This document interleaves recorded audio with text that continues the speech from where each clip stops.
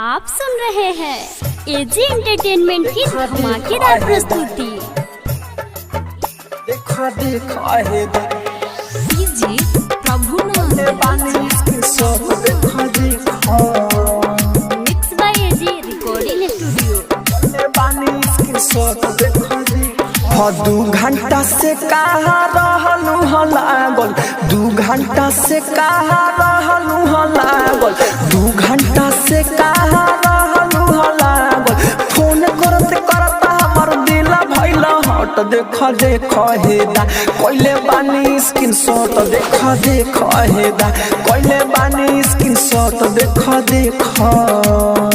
आप सुन रहे हैं एजी एंटरटेनमेंट की धमाकेदार प्रस्तुति।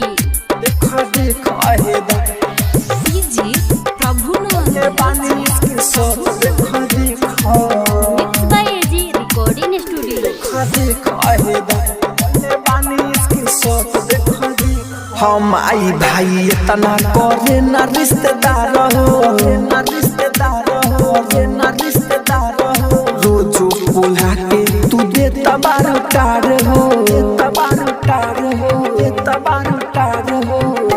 हम आई भाई इतना करे ना रिश्तेदार हो रोजो बोला के तू दे तबार उतार हो।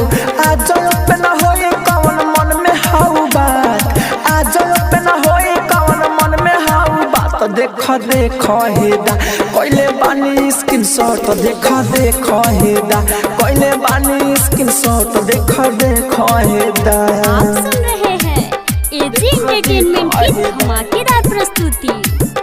देखा देखा हेदा डीजे प्रभु बानी स्क्रीन शॉट देखा देखा mix by AG recording studio.